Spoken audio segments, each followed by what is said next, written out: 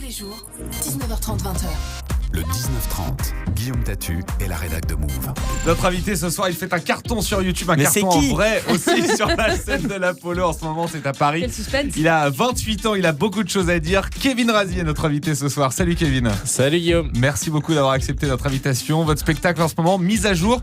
Vous y parlez de beaucoup de choses, de vous, mais aussi de l'actualité. Vous jouez depuis des semaines, depuis janvier 2015. Cette mise à jour, elle est réussie ? Bah c'est pas à moi de juger, mais je suis plutôt fier de ma mise à jour et le public a l'air content. Pourquoi ce titre ? C'est vrai que c'est assez intriguant quand même. C'est quoi ? C'est une manière de dire voilà ce que je suis, voilà comme je suis. Alors mise à jour pour plusieurs choses. Déjà c'est un clin d'œil à mon côté youtubeur naturellement, à mon côté humoriste hybride quoi, sur scène et sur le web. Et c'est aussi en fait il y aura un point de vue, une mise à jour de la société que je propose à travers le prisme de mon autobiographie. Tu parles vachement intelligent. Ouais, Wow. mais en fait c'est pour Télérama que j'ai écrit ça. C'était vraiment Je suis pour, un humoriste hybride. Quelle classe. Kevin Razi est l'arrivée du 19h30 comme chaque soir l'info mix dans quelques secondes. On vous a résumé l'actu d'aujourd'hui avec ce déplacement historique, celui de Barack Obama à Cuba. On posera juste une question ce soir à Marion Maréchal Le Pen qui a la naïveté de croire que si le FN était au pouvoir, il n'y aurait pas eu les attentats du 13 novembre. Incroyable, elle y croit. Raviver la mémoire coloniale par le hip-hop, c'est la mission que s'est donnée l'association Mémoire Vive, c'est à Marseille. Reportage à suivre dans le scan de l'info avec Hugo Hamelin. Avec nous ce soir, Stan Guzman. Sujet hyper léger, j'avais envie de me marrer ce soir. Voilà pourquoi on va parler de l'arrestation de Salah Abdeslam. On va rire, ça va être bien. Rien ne lui échappe sur la toile. Julien Chiez, rédacteur en chef de Gameblog. Et c'est tout chaud, ça vient de tomber. Apple a fait une mise à jour de l'un de ses iPhones, plus petit, un peu moins cher. Et pour compléter cette belle équipe de ce soir, Kevin, je vous présente Lise Pressac. Après un loft, une ferme, voici donc une vraie prison comme décor de télé-réalité. Cette émission elle est avec vous à tout moment. Avec ce hashtag, on vous attend sur Twitter, hashtag MoveRedac. Chaque soir, on vous prend l'info de la journée, on vous la mixe. Ça s'appelle l'Info Mix, c'est uniquement sur Move et c'est à retrouver à tout moment sur move.fr. Kevin Razi est donc notre invité ce soir. Je vous ai vu vendredi à l'Apollo Théâtre à Paris. On rit beaucoup, on réfléchit aussi parfois. Il y a des messages dans vos sketchs.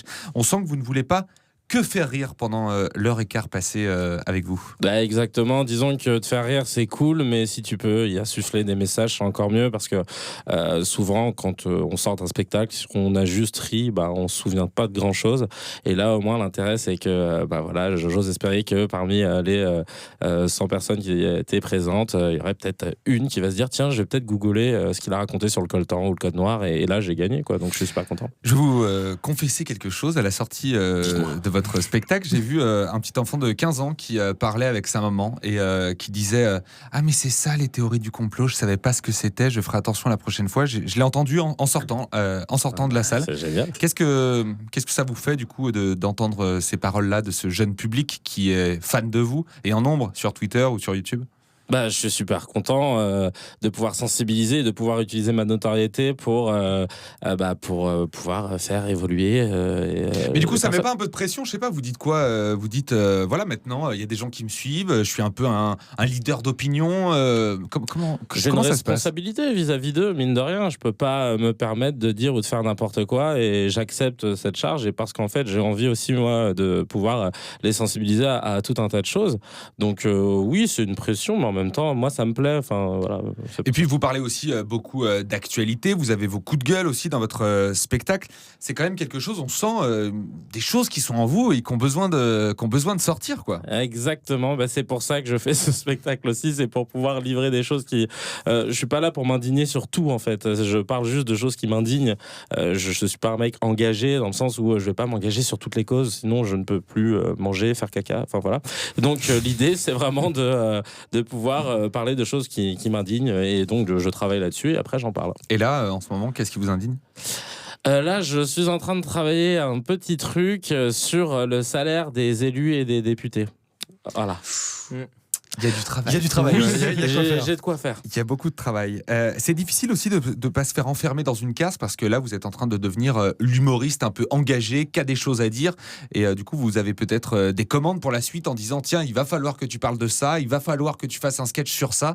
Est-ce que vous gardez quand même une liberté quand même dans vos sketchs ? Je suis obligé parce que sinon, effectivement, j'ai pas envie de devenir une caricature de moi-même. Donc, par conséquent, c'est pour ça que je me retrouve à faire des émissions de divertissement parce que je suis avant tout un humoriste et que j'aime bien faire de dire et de raconter des conneries ou de danser, ou etc. Donc tu peux me voir sur Vendredi Tout est permis, il touche pas à mon sport pour parler de plein de trucs différents parce que voilà. Avec Arthur sur TF1 et sur D8. Voilà, c'est ça.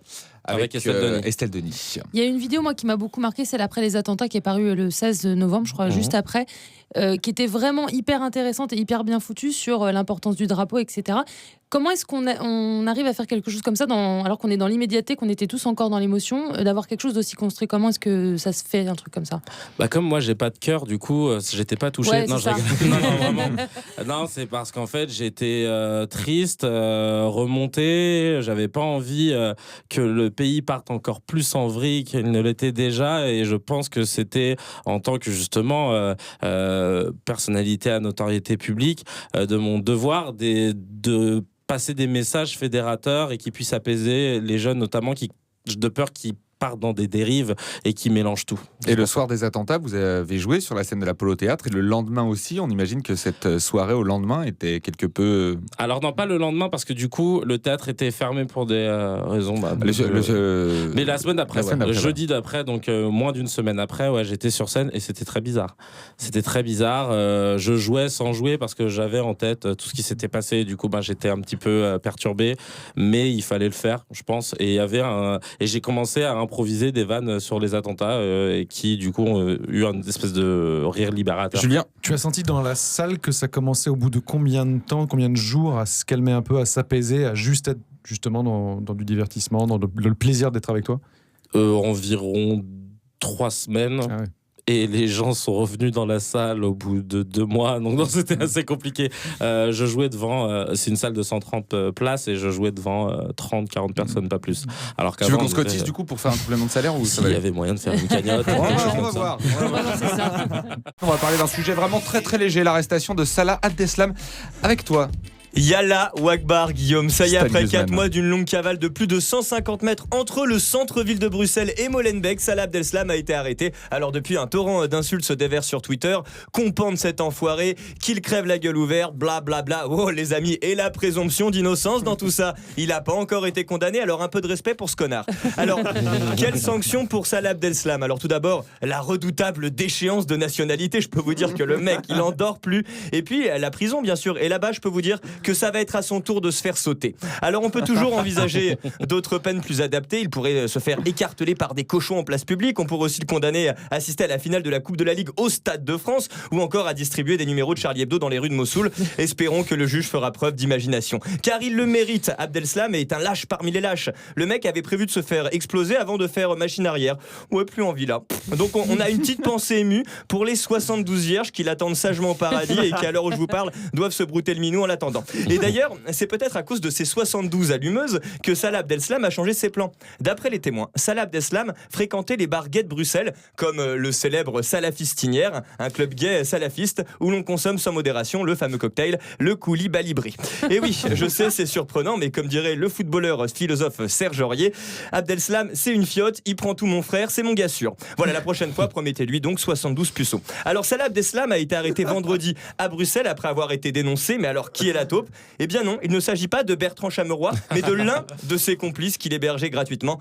Sacré Jawad. Bref, si l'issue est belle pour les familles des victimes, on peut quand même s'interroger sur le temps qu'il a fallu à la police pour mettre la main sur ce criminel qui n'a pourtant pas bougé d'1 mètre à Bruxelles. Et cela a d'ailleurs inspiré une chanson au chanteur belge Stromae.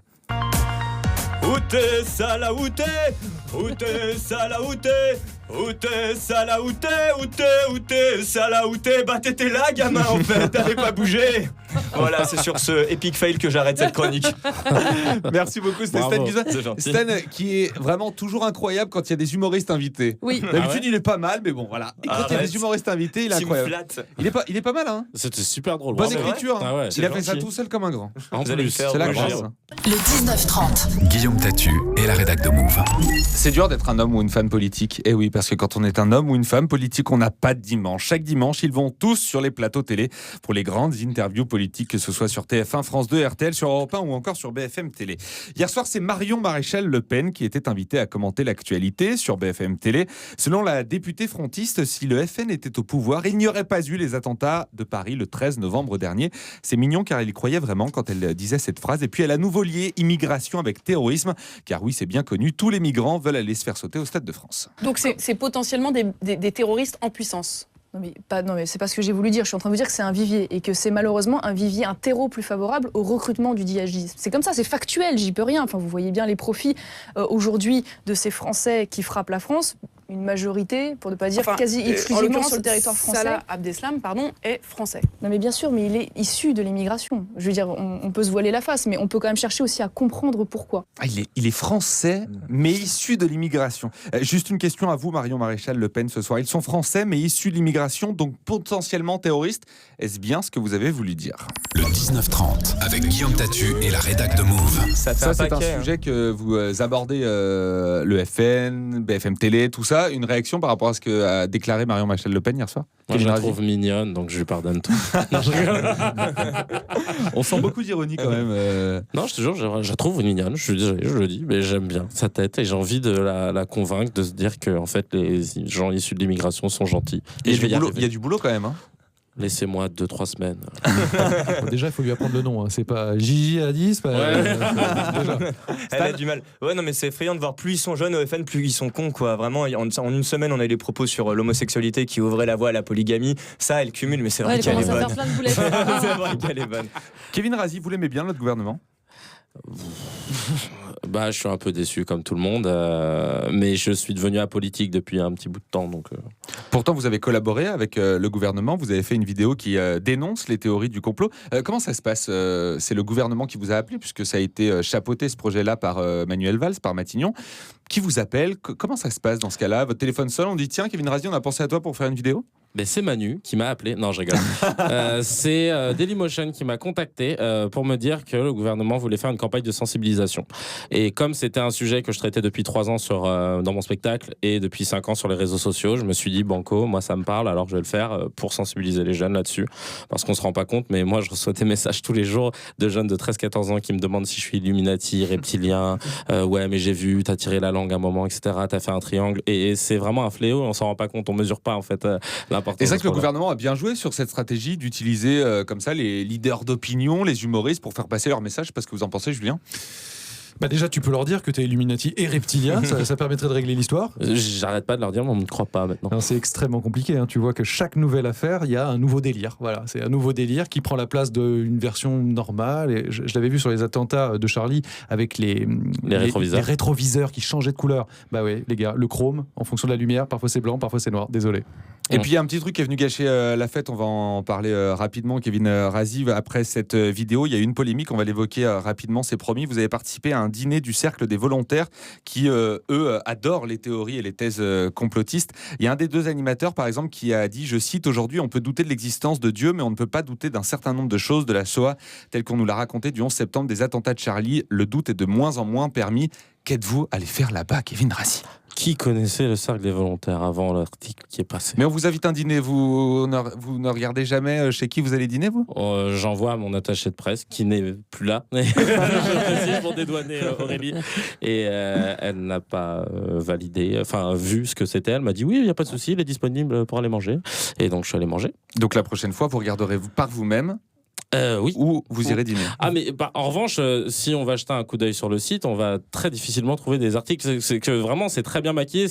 Il se place comme un genre de Mediapart quoi. On sent que ça vous a touché quand même cette polémique parce que ça fait 5, 6, 7 ans que vous dénoncez les thèses complotistes et on vous accuse de participer finalement à tout ça.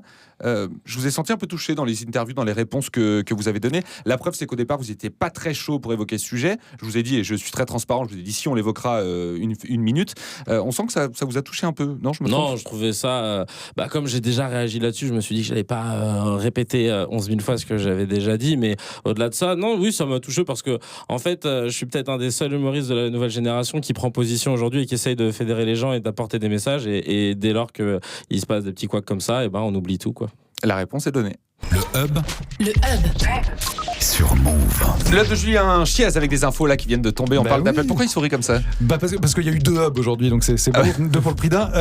Alors oui, ça vient de tomber. Apple a annoncé, enfin, on en avait parlé ici à de nombreuses reprises, c'était des rumeurs, c'est désormais officiel, un petit iPhone, le SE, qui sortira le 31 mars, mais qui est en préco dès maintenant. Alors si je dis petit, c'est parce qu'en fait, il reprend le design et la taille d'écran du 5S, donc c'est une espèce de retour en arrière. Et si je dis petit aussi, c'est parce que j'utiliserai pas le terme low cost, mais plus petit prix. Au lieu des 800 €, là on passe à 399 € pour le 16 Go et 499 pour le 64 Go.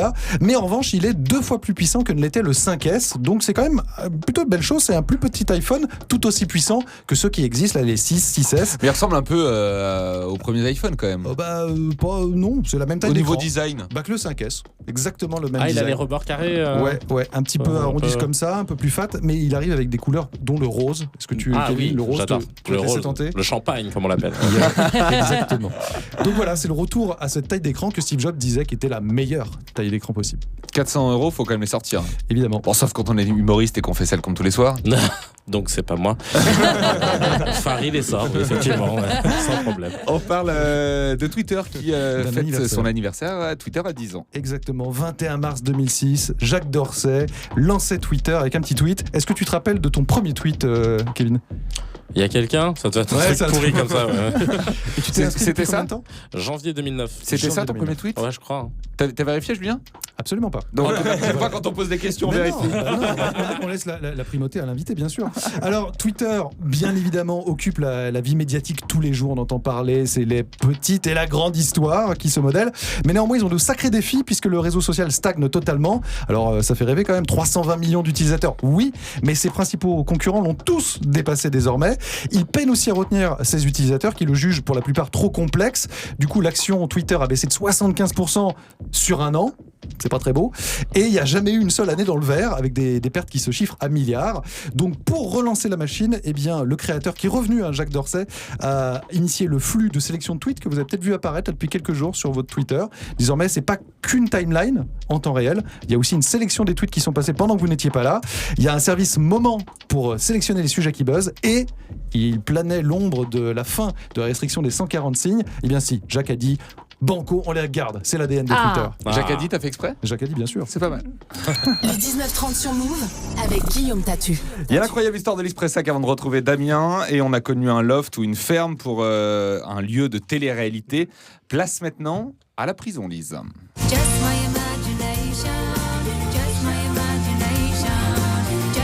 L'imagination des Américains est sans limite. Bien sûr. Un loft, c'est beaucoup trop classique pour enfermer des gens et les filmer. Ils ont donc eu l'idée de tourner une télé-réalité dans une prison, une vraie, celle du comté de Clark à Jeffersonville, c'est dans l'Indiana. Les 500 détenus ne le savent pas, mais parmi eux se trouvent donc 7 innocents, 3 femmes et 4 hommes qui vont vivre avec eux derrière les barreaux. Une immersion de 60 jours pendant laquelle ils devront cacher leur véritable identité à leurs compagnons de cellule. Alors évidemment, 300 caméras filmant 24 heures sur 24, ça ne passe pas inaperçu dans une prison. Les détenus pensent qu'il s'agit simplement d'un reportage sur de nouveaux arrivants. Les gardiens non plus ne sont pas au courant, seuls quelques responsables sont dans la confidence. Des innocents lâchés au beau milieu d'une prison, c'est l'idée du shérif local, Jamie Noel. Les candidats servent en fait de taupe, histoire d'avoir des infos sur ce qui se passe réellement entre les murs. C'est noble. Ils ont permis d'identifier des problèmes graves que des policiers infiltrés n'auraient pas pu trouver, c'est ce qu'explique le shérif.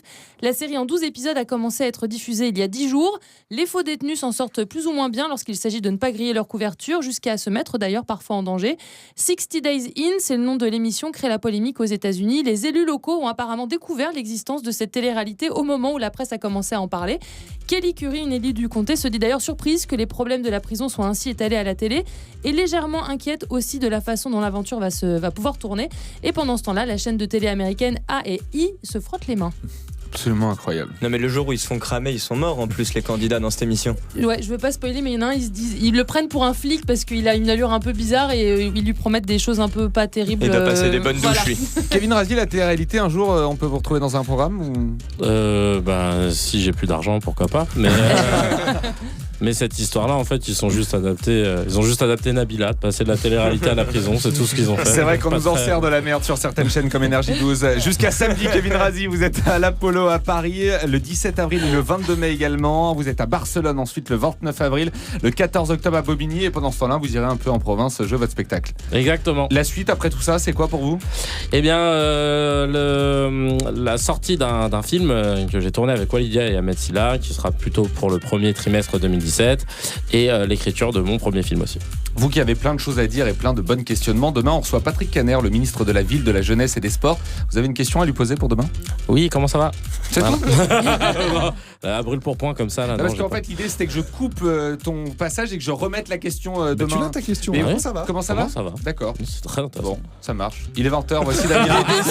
Il est déçu, il boude. Passez une folle soirée les amis et à demain. Ciao, merci Kevin Razi. Merci beaucoup, merci à tous. Vous écoutez Move. Move.